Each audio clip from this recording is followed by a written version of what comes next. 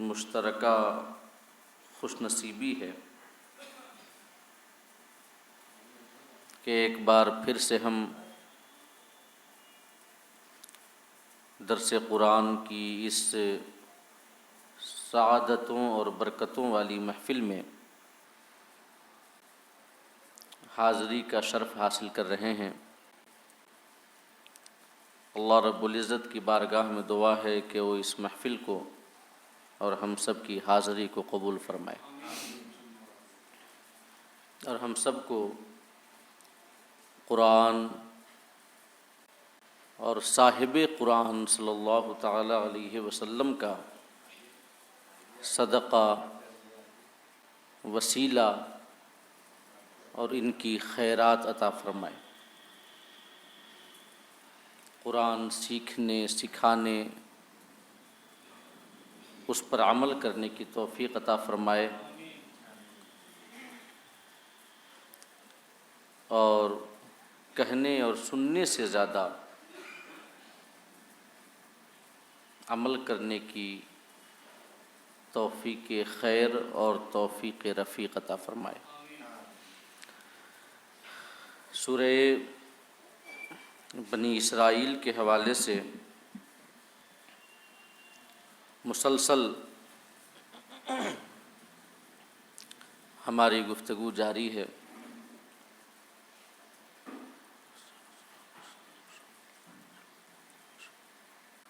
اور اس سورہ مبارکہ کی 77 آیات کریمہ کی روشنی میں میں آپ کے سامنے گفتگو کر چکا ہوں،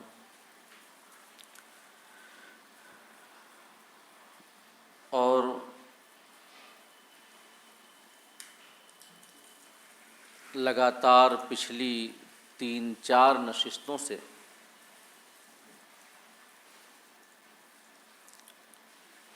آقا کریم صلی اللہ تعالی علیہ وسلم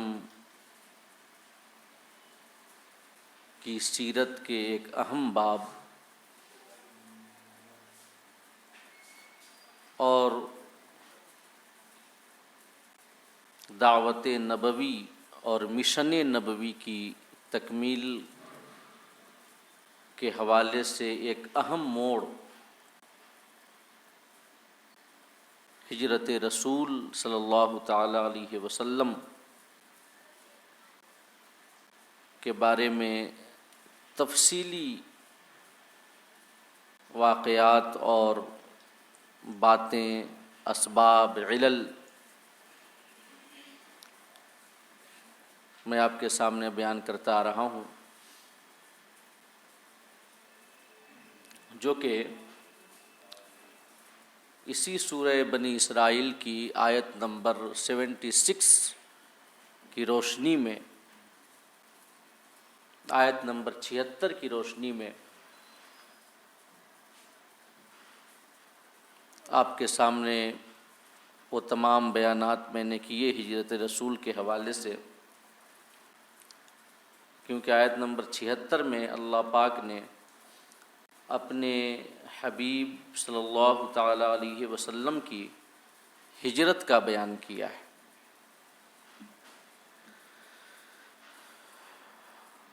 آج انشاءاللہ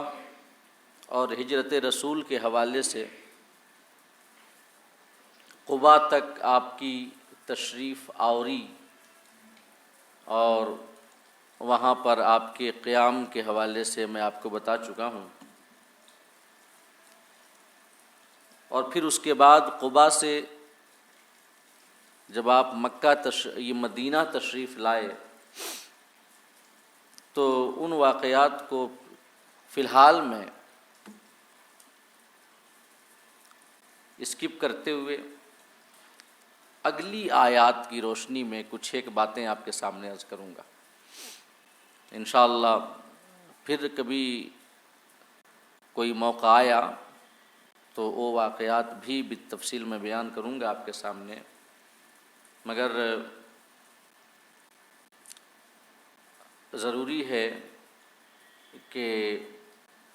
اب ہم درس قرآن کی روش کی جانب لوٹ آئیں، حالانکہ وہ بھی درس قرآن ہی ہے، نبی کی سیرت قرآن ہے، لیکن ہجرت کے اہم واقعات میں آپ کے سامنے مکمل بیان کر چکا ہوں، اور اسی ہجرت رسول سے آپ مذہب اسلام کے لیے آقائے دو جہاں اور آپ کے اصحاب کی قربانی کو کچھ سمجھ سکتے ہیں۔ اللہ پاک ہمیں توفیق دے کہ ہم بھی دین کے لیے اپنا سب کچھ قربان کرنے کے لیے راضی رہیں، اور اسلام کی سربلندی ہماری زندگی کا بھی نصب العین ہو۔ اب آیت نمبر 78 میں اللہ رب العزت نے نماز کا حکم دیا۔ نماز وہ اہم عبادت ہے کہ پورے قرآن میں سب سے زیادہ حکم اعمال میں نماز ہی کا ہے۔ اقم الصلاۃ لدلوک الشمس الی غسق اللیل وقرآن الفجر ان قرآن الفجر کان مشہودا۔ یہ آیت نمبر 78 ہے۔ اللہ پاک نے ارشاد فرمایا، نماز قائم رکھو، اقم الصلاۃ، نماز قائم رکھو۔ سورج کے ڈھلنے سے لے کر رات کے اندھیرا ہو جانے تک، تاریکی شب تک، رات کی تاریکی تک، اقم الصلاۃ، نماز قائم کرو۔ سورج کے ڈھلنے سے لے کر، جب سورج ڈھلتا ہے نصف النہار پر، جب دوپہر کے وقت میں ہوتا ہے تو اس کو کہا جاتا ہے عربی زبان میں دلوک، کہ جس کا معنی ہوتا ہے زائل ہونا، ڈھلنا۔ اسی بات کو اللہ پاک نے فرمایا کہ اقم الصلاۃ لدلوک الشمس الی غسق اللیل، نماز قائم کرو سورج کے ڈھلنے سے لے کر رات کی تاریکی تک، وقرآن الفجر، اور فجر کے قرآن کو بھی، صبح کے قرآن کو بھی قائم رکھو۔ ان قرآن الفجر کان مشہودا، بے شک صبح کے قرآن میں فرشتے حاضر ہوتے ہیں۔ یہ وہ آیت کریمہ ہے جس میں اللہ رب العزت نے نماز کا حکم دیا، نماز قائم کرنے کا، اور اشارتاً اللہ پاک نے 5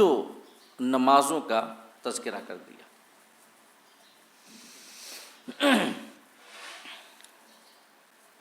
آپ دیکھیں نا، دلوک شمس، سورج کا ڈھلنا،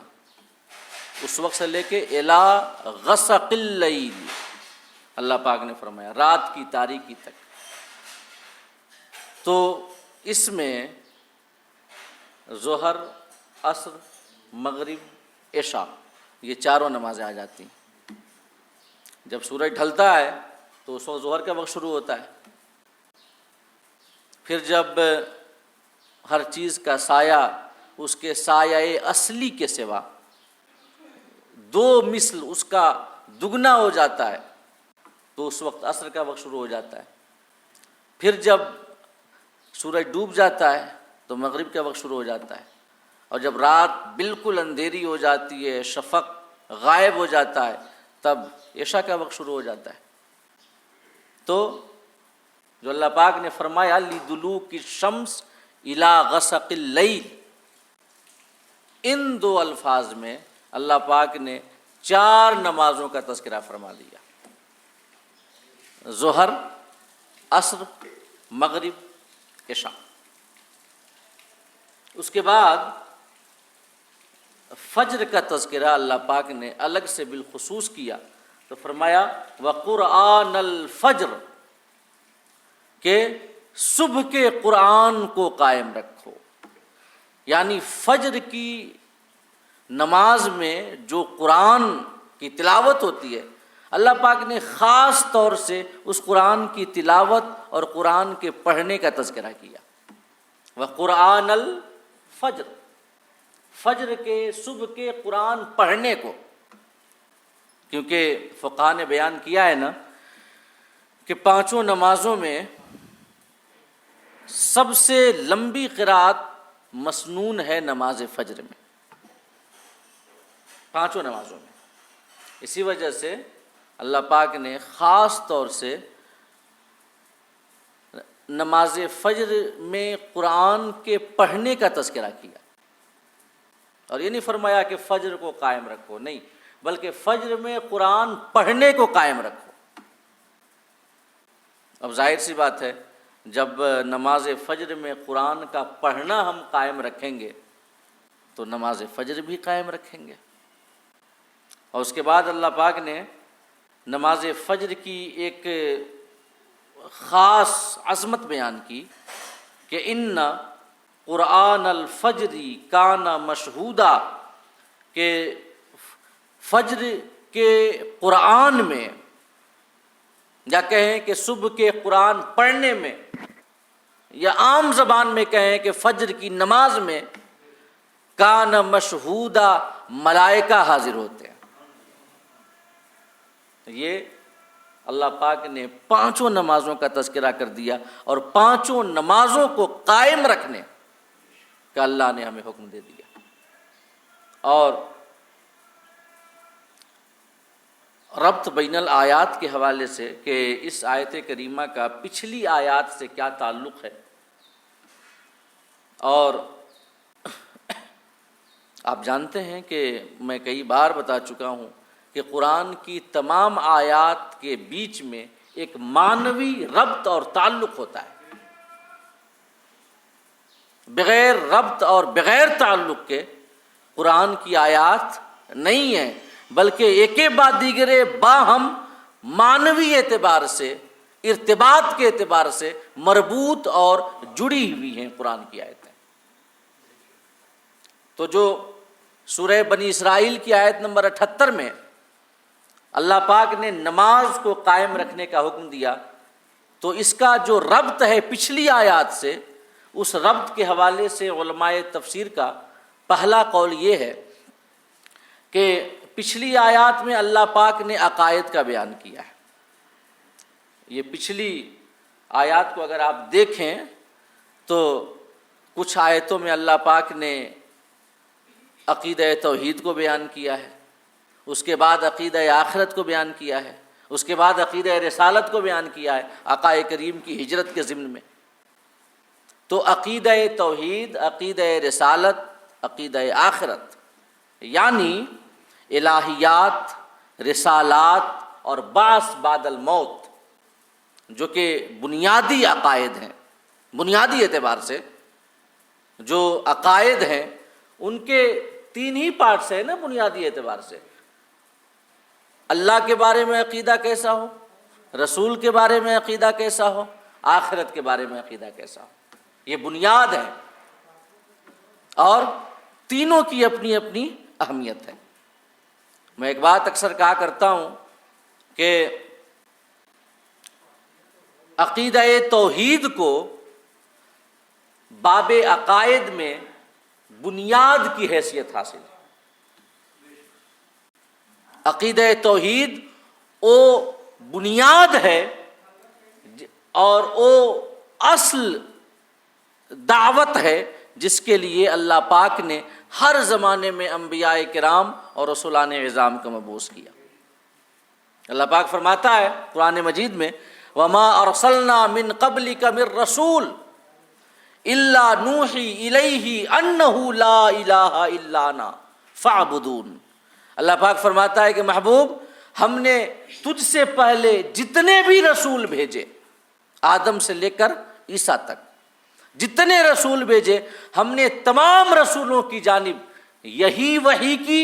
کہ لا الہ الا انا، میرے علاوہ کوئی عبادت کے لائق نہیں، فاعبدون، لہذا تم فقط میری عبادت کرو اور فقط میری پرستش کرو۔ تو عقیدہ توحید،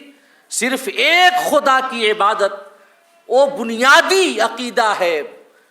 وہ بنیادی دعوت ہے جس کی جانب لوگوں کو بلانے کے لیے اللہ پاک نے تمام انبیاء اور رسولوں کو مبعوث کیا۔ اور قانونی اعتبار سے عقیدہ رسالت اہم ہے۔ یہ عقائد کے باب میں عقیدہ رسالت وہ قلعہ ہے جو اس قلعہ کی دیواروں پہ نقب زنی کی کوشش کرے گا تو اس کے بارے میں قانون لاگو ہو جائے گا کہ اس کا ایمان سے کوئی تعلق نہیں ہے۔ عقیدہ رسالت، اس کی حیثیت قانونی اعتبار سے بڑی اہم ہے۔ دنیا میں کسی شخص کے اوپر مسلم ہونے کا قانون جاری ہوگا، مسلم ہونے کا حکم لاگو ہوگا، یہ حکم عقیدہ رسالت کے حوالے سے لگے گا۔ کوئی عقیدہ توحید کی رٹ لگائے رہے اور یہ کہتا رہے کہ میں صرف ایک اللہ کو مانتا ہوں، ایک اللہ کی عبادت کرتا ہوں، اور وہ رسالت کو بیچ میں نہ لائے اور کہے کہ میں رسول کو نہیں مانتا، محض ایک اللہ کو مانتا ہوں، تو ایسا شخص ہرگز قانونی طور پہ مسلمان نہیں ہوگا، ہے کہ نہیں؟ تو قانونی اعتبار سے عقیدہ رسالت اہم ہے، اور یہ حقیقت بھی ہے کہ جو عقیدہ رسالت کو اپنا لے گا، عقیدہ توحید کو بھی اپنا لے گا، عقیدہ آخرت کو بھی اپنا لے گا، تمام عقائد جو کہ بنیادی عقائد ہیں سب سے وہ جڑ جائے گا۔ اور اس کے بعد تیسرا اہم حصہ باب عقائد میں آخرت کا ہے، آخرت، اور آخرت کے حوالے سے جو عقیدہ ہے یہ عملی اعتبار سے اہم ہے۔ اعمال صالحہ کرنے، گناہوں سے بچنے، دینداری اختیار کرنے، اللہ کے احکام کی اطاعت کرنے، رسول کی سنتوں کو اپنانے، اور دین نے جن باتوں کا حکم دیا ہے ان کو انجام دینے، اور جن باتوں سے منع کیا ہے ان سے بچنے کے حوالے سے عقیدہ آخرت جو ہے یہ انتہائی اہم ہے، کیونکہ ہمارے اعمال صالحہ کا ثواب بھی آخرت میں ملنے والا ہے،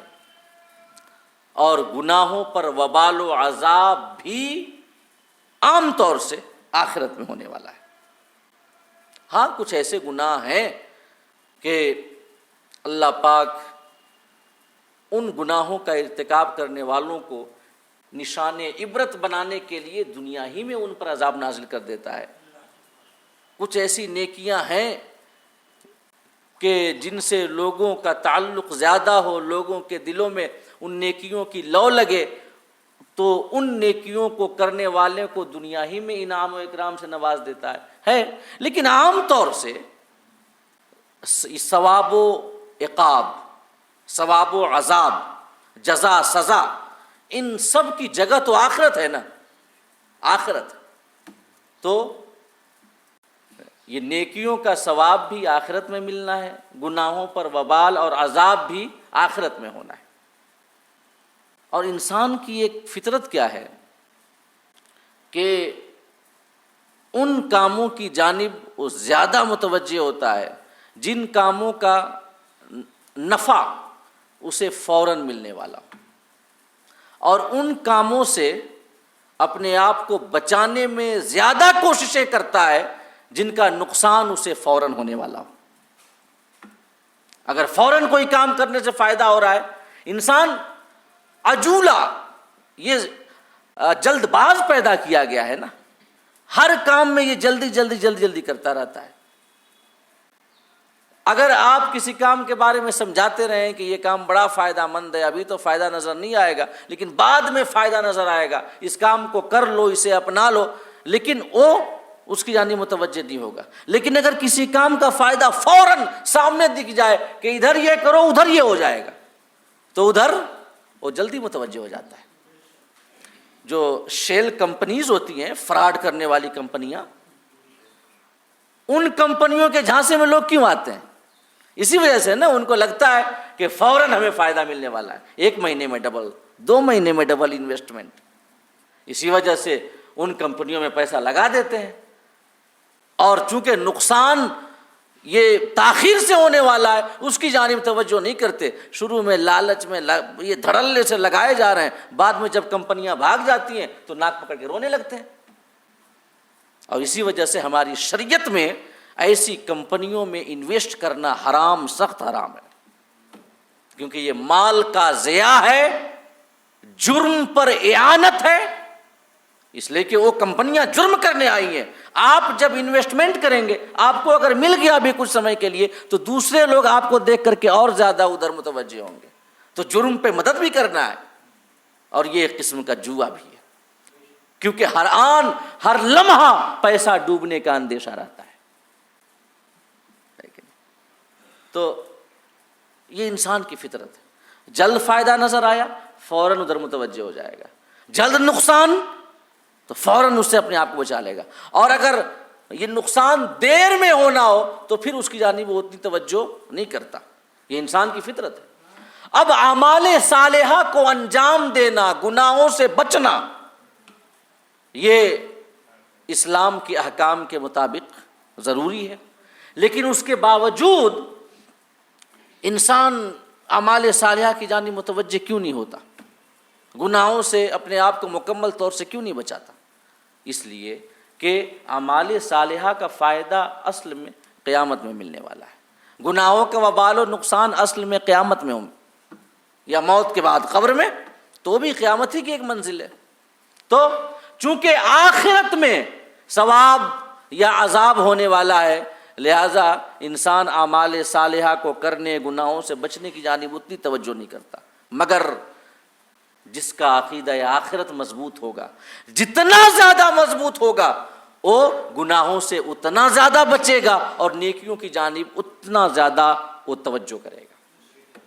عقیدہ آخرت جتنا زیادہ مضبوط ہو، تو عقیدہ آخرت کی جو مضبوطی اور کمزوری ہے ہماری عملی زندگی پہ اثر انداز ہوتی ہے۔ اگر عقیدہ آخرت پر ہمارا ایمان مضبوط ہے تو ہم عمل کے اعتبار سے بہتر ہوں گے، اور عقیدہ آخرت پہ ہمارا ایمان کمزور ہے تو ہم عمل کے اعتبار سے کمزور ہوں گے۔ تو پچھلی آیات میں آیت نمبر 78 سے پہلے اللہ رب العزت نے عقائد کا بیان کیا، توحید، رسالت، عقیدہ آخرت۔ اب اس کے بعد اللہ پاک اعمال کا بیان کرتا ہے، اور اعمال میں سب سے اہم چونکہ نماز ہے، لہذا اللہ پاک نے نماز کا حکم سب سے پہلے دیا۔ سب سے پہلے روز محشر کہ جہاں گداز بود اولی پرشش نماز بود، محشر کا دن جو کہ جان کو پگھلانے والا دن ہوگا، اس روز سب سے پہلا سوال نماز کے بارے میں ہوگا، کتنی پڑھ کے آئے ہو، کتنی برباد کر کے آئے ہو۔ تو نماز تو سب تمام اعمال میں سب سے زیادہ اہم ہے۔ نماز کی اہمیت کا اندازہ اس بات سے کریں کہ اللہ رب العزت نے جب زکوٰۃ کا حکم دیا تو جبریل امین کو حکم دے کر کے بھیجا محبوب کی بارگاہ میں، روزہ کا حکم دیا تو جبریل امین کو آیت کریمہ دے کر کے اللہ پاک نے بھیجا اپنے محبوب کی بارگاہ میں، حج کا حکم دینا ہوا، جبریل امین کو قرآن کی آیت لے کر کے بھیجا اپنے محبوب کی بارگاہ میں، مگر جب نماز کی فرضیت کا بیان کرنا ہوا تو خود اللہ نے اپنے محبوب کو اپنی بارگاہ میں بلا لیا۔ اس سے نماز کی اہمیت سمجھ میں آتی ہے۔ اور نماز وہ عمل ہے کہ اس پوری کائنات میں یا تو زبان حال سے یا تو زبان قال سے تمام مخلوقات اللہ کی حمد و ثنا بیان کر رہی ہیں، اللہ کی تسبیح اور پاکی بیان کر رہی ہیں۔ وَإِن مِّن شَيْءٍ إِلَّا يُسَبِّحُ بِحَمْدِهِ، کائنات کی ہر شے خدائے پاک کی تعریف کرتے ہوئے، حمد کرتے ہوئے، سراہنا کرتے ہوئے تسبیح بیان کرتی ہے۔ تو کائنات کی ہر مخلوق چاہے زبان حال سے یا زبان قال سے خدا کی تسبیح اور عبادت میں لگی ہے۔ اب آپ دیکھیں کہ عام طور سے جو مخلوقات ہیں وہ یا تو ہمیشہ حالت قیام میں ہیں، آپ دوسری مخلوقات کو دیکھیں انسانوں کے علاوہ، چاہے وہ جمادات ہوں، حیوانات ہوں، نباتات ہوں، کوئی بھی ہوں، یا تو وہ حالت قیام میں ہے، حالت قیام میں ہے جیسے کہ پیڑ پودے درخت، یا وہ حالت رکوع میں ہے جیسے کہ پتھر چٹان پہاڑ، یا وہ حالت سجدہ میں ہے جیسے کہ وہ مخلوقات جو زمین پر رینگتی ہیں، ندیاں، نالے، جھرنے، یہ سب کے سب حالت سجدہ میں۔ ایک مثالی کیفیت میں بیان کر رہا ہوں، کیا مثالی کیفیت، یا تو بالکل کھڑے ہیں جیسے پیڑ پودے، یا تو رکوع کی طرح جھکے ہوئے ہیں جیسے کہ پہاڑ چٹان پتھر وغیرہ، یا تو وہ سجدہ کی طرح زمین پہ ہیں جیسے یہ ندی نالے اور جو دریا ہیں سمندر ہیں، یہ سب جو پانی سیل رواں ہے پانیوں کا، یہ تمام مخلوقات ان تین حالتوں میں سے کسی نہ کسی ایک حالت میں۔ جو اللہ کے مقرب فرشتے ہیں، اللہ نے جن کو پیدا کیا ہے، تو جو عبادت والے فرشتے ہیں وہ بھی کچھ قیام میں ہیں، کچھ رکوع میں ہیں، کچھ سجدہ میں ہیں، مگر اللہ پاک نے اولاد آدم کو اشرف المخلوقات بنایا ہے، اپنی خلافت و نیابت اور تمام مخلوقات میں سب سے افضلیت کا تاج زرعی انسان کے سر پہ پہنا کر کے بھیجا ہے۔ لہٰذا اللہ رب العزت نے انسان کو ایک ایسی عبادت دی جس عبادت میں تمام مخلوقات کی تمام عبادتیں شامل ہیں۔ نماز، اس میں قیام بھی ہے، رکوع بھی ہے، سجدہ بھی ہے۔ جس طریقے سے خدا کی عبادت ہو سکتی ہے، سنیے گا، جس طریقے سے خدا کی عبادت ہو سکتی ہے، یا تو قلبی عمل کے ذریعے، یا بدنی اعضاء کے ذریعے، یا زبان سے ذکر و اذکار کے ذریعے، یا بھوک کے ذریعے، یا پیاس کے ذریعے، یا محض خدا کی جانب توجہ کر کے مکاشفہ کے ذریعے، جس ذریعے سے خدا کی عبادت ہو سکتی ہے، وہ تمام خدا کی عبادت کے ذرائع نماز کے اندر موجود ہے کہ نہیں ہے؟ کہ جیسے کہ ملائکہ کی جو عبادت ہے، کچھ وہ ہیں جو ہمیشہ قیام میں ہیں، ان کو رکوع کی اجازت، سجدہ کی اجازت، کچھ وہ ہیں جو ہمیشہ رکوع میں ہیں تو وہ رکوع ہی میں رہیں گے قیامت تک، کچھ وہ ہیں جو ہمیشہ سجدہ میں ہیں، سجدہ میں رہیں گے ہمیشہ، کچھ وہ ہیں جو کہ قعدہ کی حالت میں، ہمیشہ قعدہ کی حالت میں رہیں گے، اس حالت سے پھرنے کی انہیں اجازت نہیں ہے، کچھ وہ ہیں جو ہمیشہ زبان سے ذکر کر رہے ہیں، زبان سے تسبیح بیان کر رہے ہیں، کچھ وہ ہیں جو کہ محض اپنے قلب اور اپنے دل سے لو لگائے ہیں خدا کی جانب متوجہ ہیں۔ یعنی کہ انبیاء، یہ جو ملائکہ ہیں، فرشتے ہیں، عبادت کی جس حالت میں ہیں اسی حالت میں انہیں ہمیشہ رہنا ہے۔ اور اللہ پاک نے ہمیں نماز جیسی عبادت عطا کی ہے جس میں تمام عبادتوں کی شکلیں اور صورتیں موجود ہیں، قیام بھی، قعود بھی، رکوع بھی، سجدہ بھی، خشوع و خضوع بھی، ذکر باللسان بھی، ذکر بالقلب بھی، بھوک پیاس بھی۔ کہ جیسے مثال کے طور پہ ہم روزہ رکھتے ہیں، بھوکے رہتے ہیں، پیاسے رہتے ہیں، حالت نماز میں بھی کھا پی نہیں سکتے، کھا بھی سکتے ہیں، اگر کھا پی لیں گے تو نماز تو ٹوٹ جائے گی نا، یہ پانی بھی نہیں پی سکتے، تو روزہ کی ایک حالت یہاں موجود ہے۔ جب ہم حج کرتے ہیں اللہ کے گھر کے طواف کے لیے اور زیارت کے لیے یہ ملک عرب کے شہر مکہ جاتے ہیں ایک خدا کے گھر کے طواف کے لیے۔ جب آدمی نماز پڑھتا ہے حکم ہے قبلہ کی جانب منہ کر لو، خانہ کعبہ کی جانب منہ کر لو۔ اور یہ تو عام ہم لوگوں کے لیے، عام لوگوں کے لیے خانہ کعبہ کی جانب منہ کر لو۔ کچھ وہ ہیں جب نماز پڑھتے ہیں تو ذات رب ذوالجلال کی جانب اپنا رخ کر لیتے ہیں۔ وسجد واقترب، اللہ پاک فرماتا ہے سجدہ کرو اور مجھ سے قریب ہوتے جاؤ، سجدہ کرو مجھ سے قریب ہوتے جاؤ۔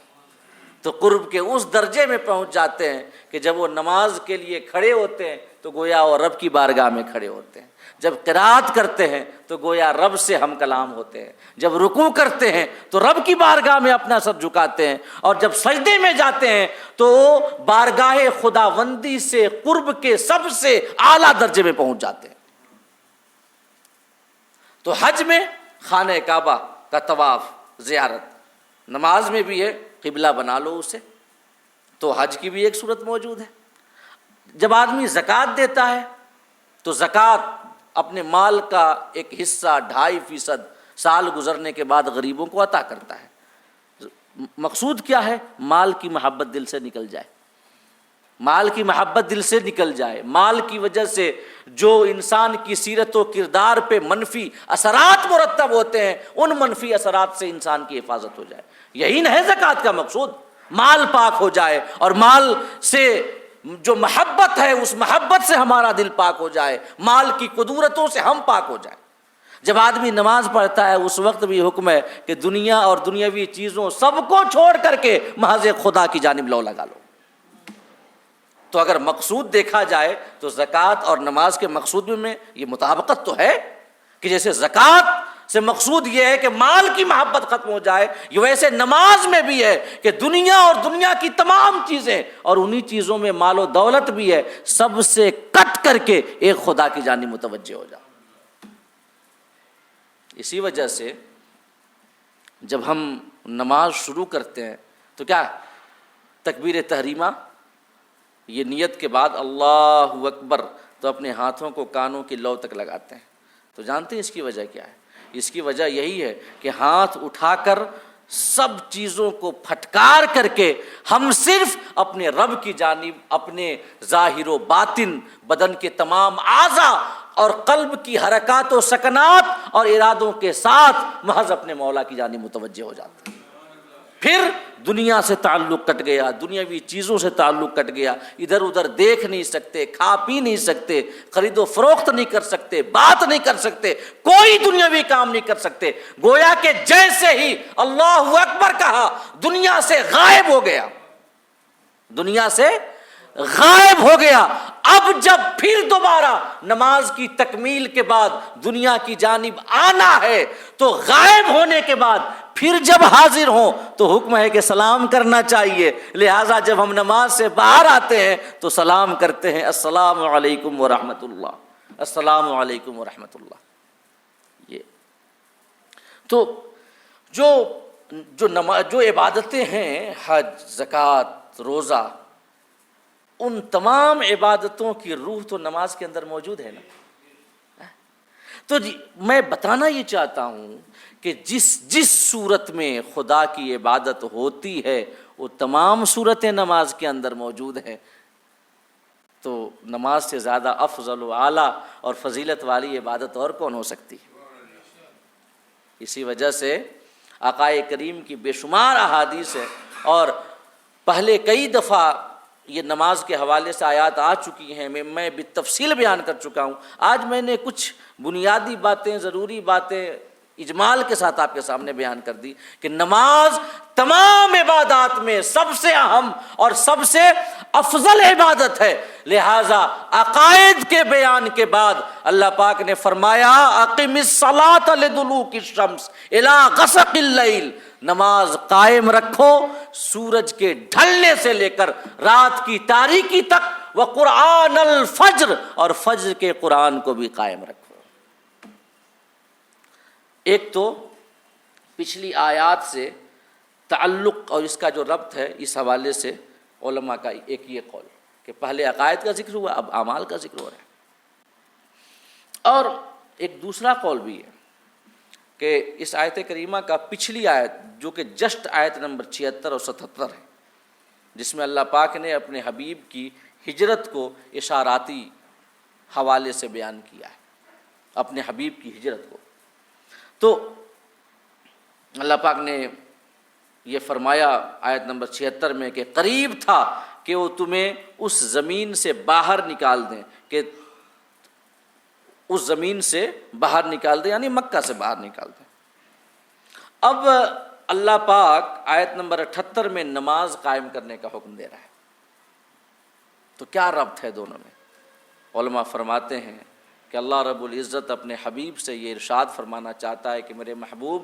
کفار کی فتنہ سامانیاں جاری رہیں گی، ان کی کوششیں جاری رہیں گی، تمہاری دعوت اور تمہارے مشن کو نقصان پہنچانے کے لیے ان کی جد و جہد جاری رہے گی، وہ کوئی دقیقہ فروغ گزاشت نہیں کریں گے تمہارے لائے ہوئے دین کو ناکام اور لوگوں تک نہ پہنچے، اپنے مقصد میں کامیابی کے لیے ہر ممکن دقیقہ وہ اختیار کریں گے، تمام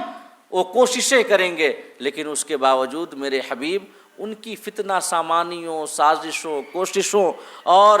جو بھی وہ کرتے ہیں ان کی جانب توجہ نہ کر، تو ان سے اپنی توجہ کو پھیر کر آ جا میری بارگاہ میں اور تو نماز پڑھ، میری بارگاہ، میری عبادت میں لگا رہ، میرے ذکر میں لگا رہ، نمازیں پڑھ، اور پھر ہم تمہیں دیکھ کیسے کفار کی تمام ریشہ دوانیوں سے محفوظ اور مامون رکھتے ہیں۔ یعنی کہ جو رب کا ہو جائے تو پھر رب تو اس کی حفاظت کے لیے کافی ہے نا، اللہ حفاظت کے لیے کافی ہے۔ جب اللہ رب العزت کی تائید و نصرت و حمایت سر پہ صاحبان کی طرح تنی ہوئی ہو، تو پھر ایسے شخص کو کسی اور محافظ یا حفاظت کرنے والے کی حاجت اور ضرورت ہی کیا ہے؟ تو اللہ پاک فرماتا ہے میرے محبوب ان کی جانب توجہ نہ کر، وہ اپنی فتنہ سامانیوں میں لگے رہیں، کرتے رہیں، تو میری جانب آ، میری عبادت میں رہ مشغول، اور ہم تمہیں محفوظ بھی رکھیں گے اور تمہارے مشن کو مکمل بھی کریں گے اور تمہاری دعوت کو کائنات کے گوشے گوشے تک بھی پہنچائیں گے۔ هو الذی ارسل رسولہ بالہدی ودین الحق لیظہرہ علی الدین کلہ ولو کرہ المشرکون۔ اللہ فرماتا ہے کہ وہ اللہ ہے جس نے اپنے رسول کو ہدایت اور دین حق کے ساتھ مبعوث کیا تاکہ وہ اپنا دین دنیا کے سارے ادیان اور دھرموں پر غالب کر دے، اگرچہ جو کافر اور مشرک ہیں اس بات کو ناپسند کریں۔ تو اللہ پاک نے فرمایا ہم تمہاری حفاظت بھی کریں گے، واللہ یعصمک من الناس، محبوب تمہاری حفاظت کے لیے ہم کافی ہیں، ہم تمہاری حفاظت بھی کریں گے اور تمہاری دعوت کی تکمیل اور تمہارے مشن کو، مذہب اسلام کا جو مشن تمہارا ہے اس کو کائنات کے گوشے گوشے تک ضرور ہر شخص تک وہ مشن پہنچے گا ہماری حمایت اور ہماری تائید اور مدد کے ساتھ۔ اللہ پاک نے فرمایا کہ نماز پڑھ، اقیم الصلاۃ لدلوک الشمس، نماز پڑھ سورج کے ڈھلنے سے لے کر رات کی تاریکی تک۔ اس کے بعد فرمایا وقرآن الفجر، اور فجر کے قرآن کو قائم رکھ۔ نماز فجر میں جو قرآن کی تلاوت ہوتی ہے، میں نے بتایا ابھی کہ چونکہ یہ فقہا کے بیان کے مطابق سب سے لمبی قرات نماز فجر میں ہے، لہٰذا اللہ پاک نے جب فجر کا تذکرہ کیا تو وہ قرآن الفجر کے الفاظ سے کیا کہ فجر کے قرآن کو قائم رکھ۔ اس کے بعد فرمایا ان قرآن الفجر کان مشہودا، بے شک فجر کے قرآن میں ملائکہ حاضر ہوتے ہیں، فرشتے حاضر ہوتے ہیں۔ یعنی یہ روایتوں میں آیا ہے کہ جو فرشتے رات میں آتے ہیں، جو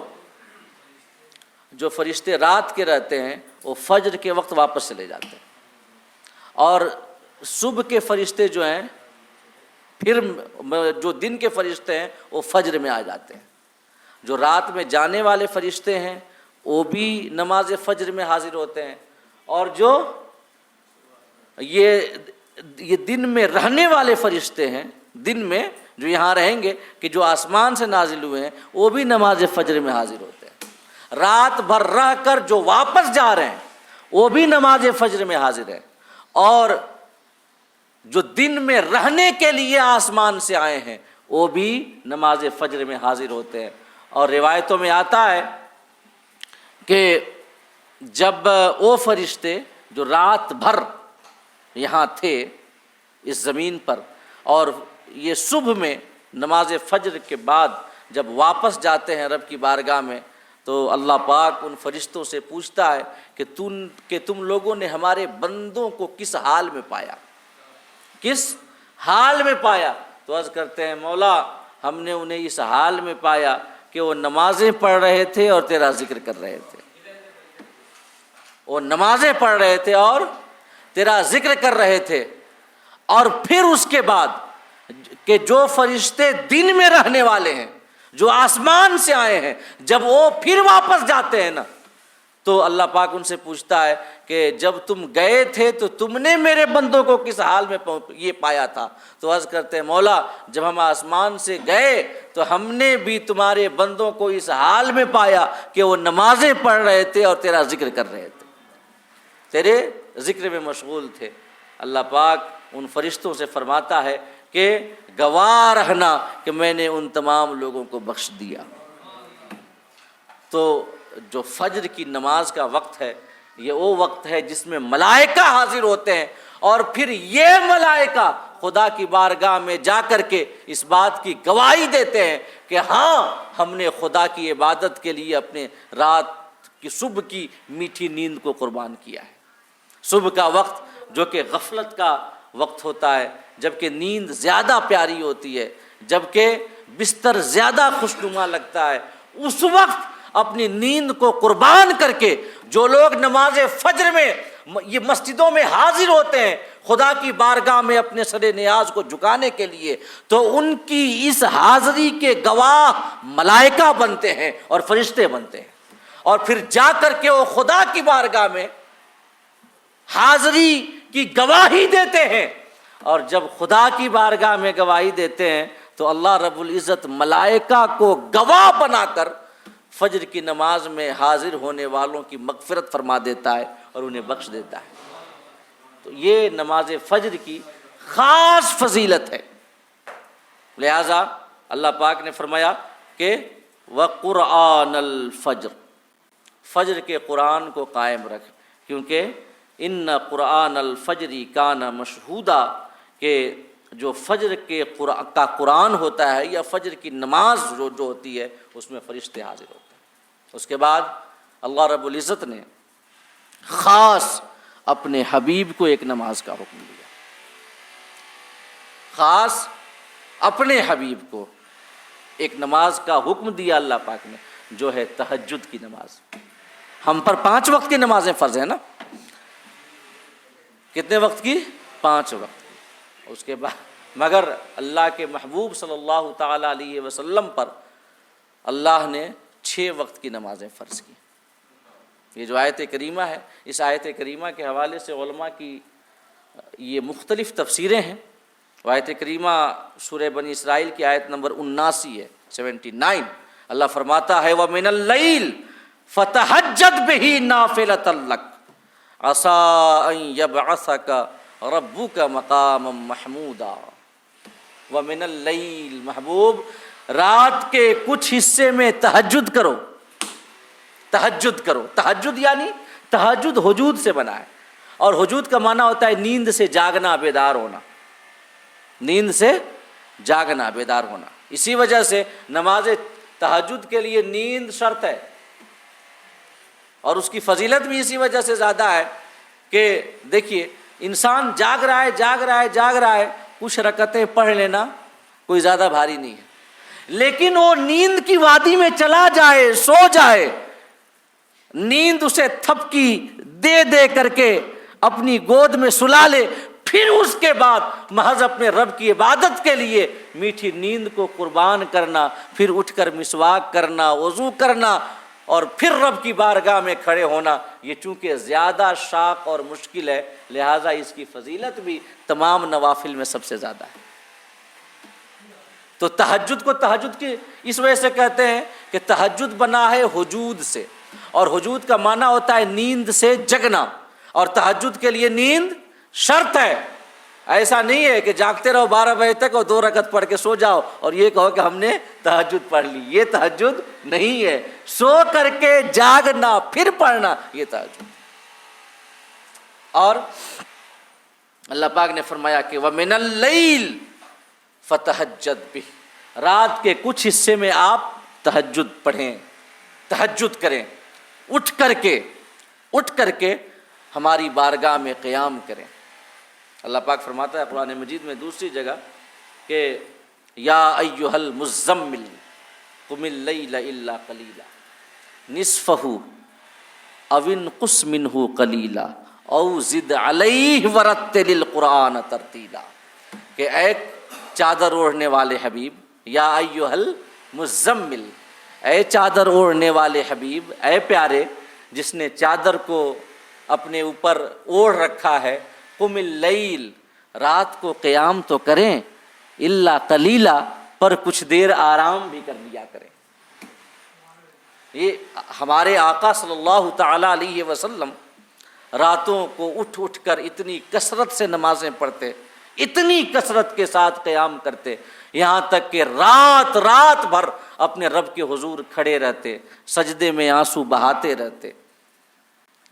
روایتوں میں آتا ہے کہ آپ کے جو قدمین یہ مبارک تھے ان میں ورم آ جاتا، ایڑیاں کبھی پھٹ جاتی، قدم سوج جاتے، خون نکلنے لگتا۔ تو صحابہ کرام جب عبادت میں رات کو جاگ کر عبادت کرنے میں آقا کریم کی ان مشقتوں کو دیکھتے تو عرض کرتے یا رسول اللہ، آپ کی شان تو یہ ہے کہ لیغفر لک اللہ ما تقدم من ذنبک وما تاخر، اللہ نے آپ کے وسیلے سے آپ کی امت کے اگلے پچھلے گناہوں کو معاف کیا ہے۔ آپ کے وسیلے سے اللہ پاک مغفرت کی خیرات عطا کرتا ہے، بخشش کی بھیک آپ کی امتیوں کو دیتا ہے۔ تو آپ کیوں اتنی مشقتیں کرتے ہیں؟ آپ کیوں رات بھر جاگ کر رب کی بارگاہ میں قیام کرتے ہیں؟ آقا کریم ارشاد فرماتے افلا اکون عبدا شکورا، جس اللہ نے مجھے اس شان کا مالک بنایا ہے، کیا میں اس کا شکر گزار بندہ نہ بنوں؟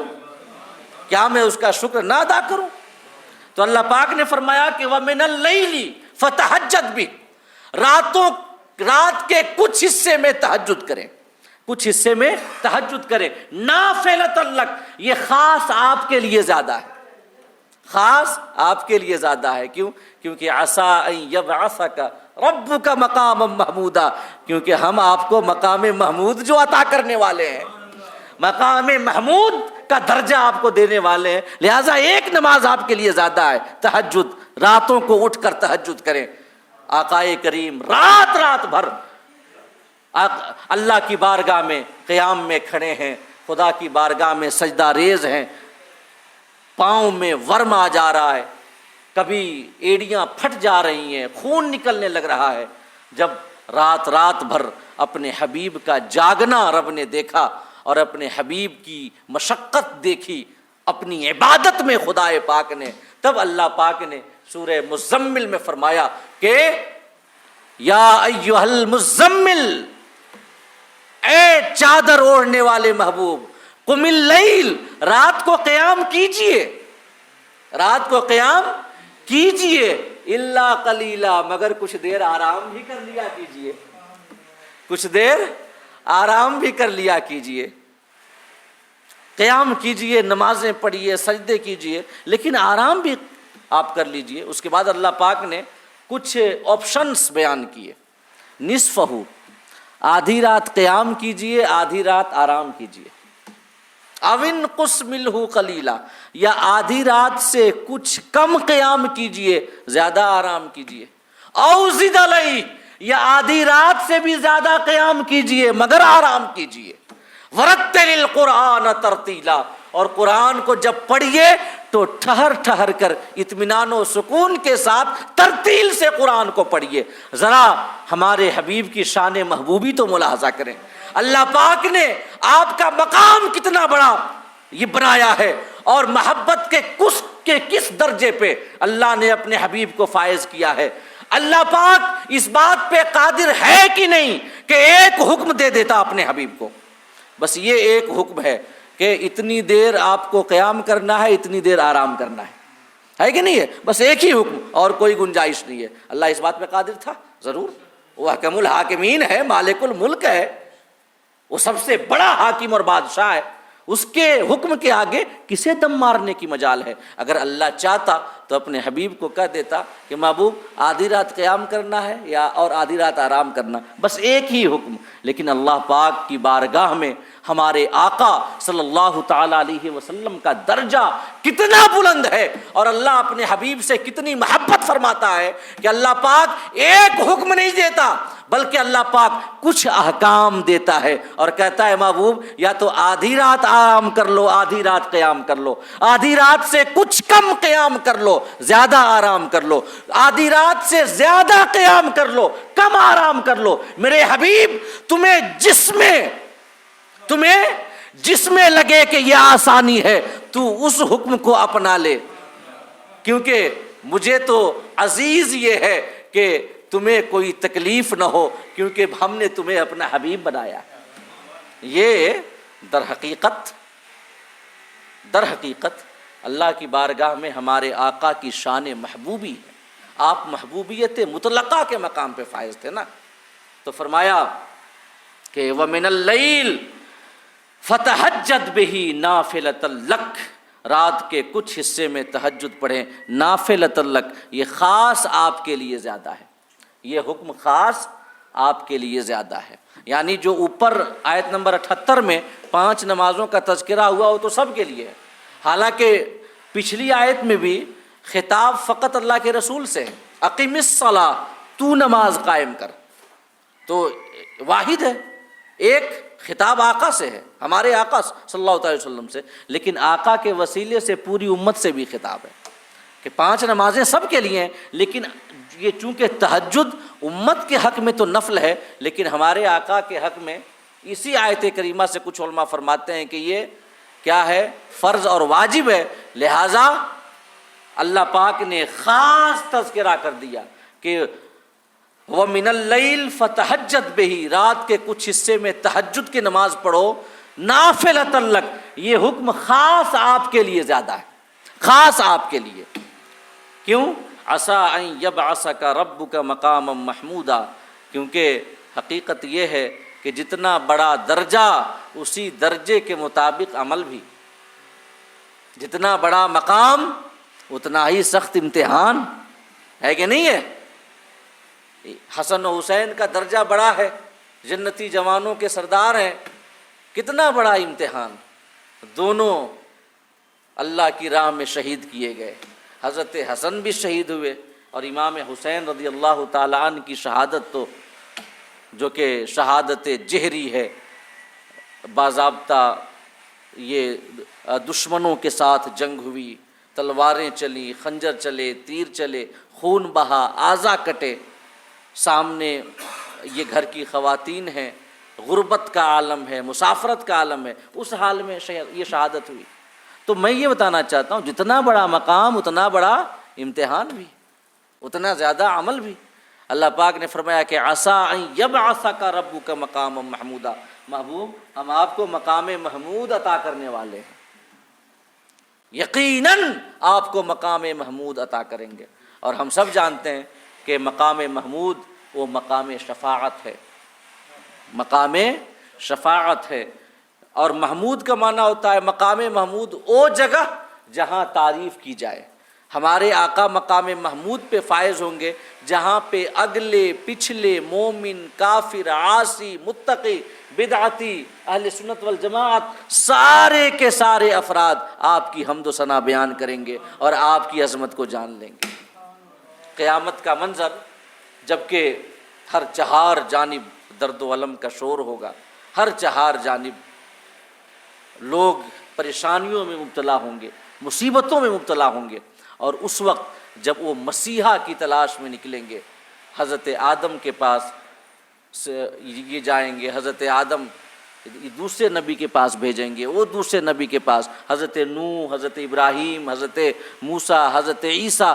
انبیاء سے ہوتے ہوئے اخیر میں شفاعت کا معاملہ ہمارے آقا کی بارگاہ تک پہنچے گا۔ آقا فرمائیں گے انا لہا انا لہا، میں تو اسی لیے ہوں۔ پھر آقا اپنا سر سجدے میں جھکائیں گے، اسی وقت اللہ رب العزت کچھ کلمات آپ کے قلب پر القا فرمائے گا، انہی کلمات سے آپ اپنے رب کی حمد و ثنا بیان کریں گے۔ اللہ پاک فرمائے گا یا محمد ارفع راسک قل تسمع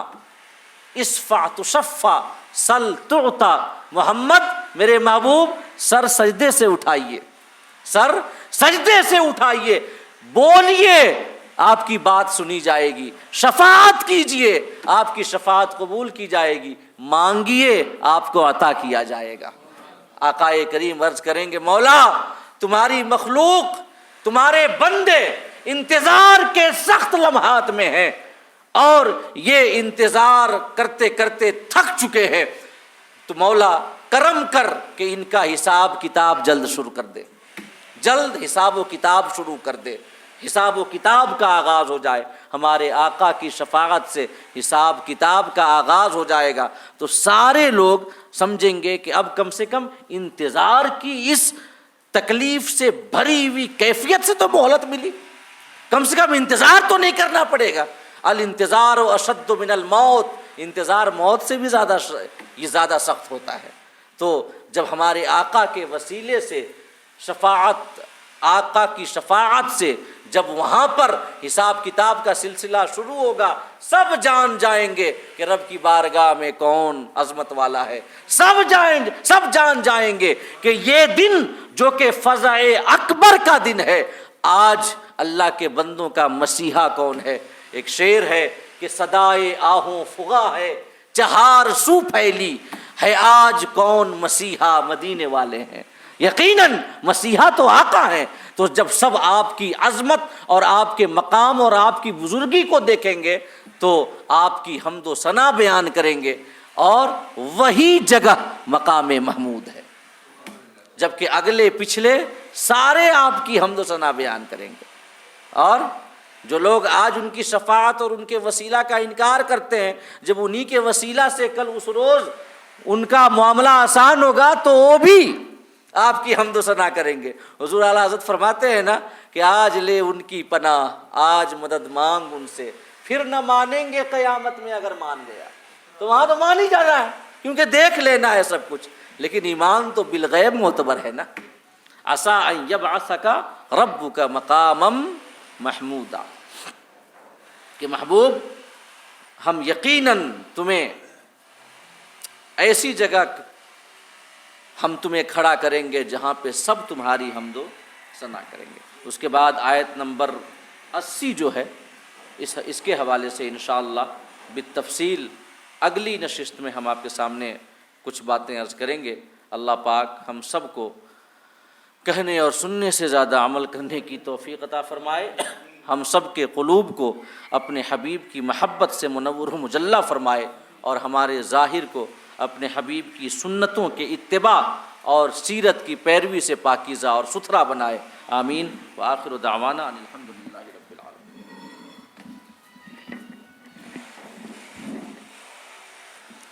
ماشاء اللہ۔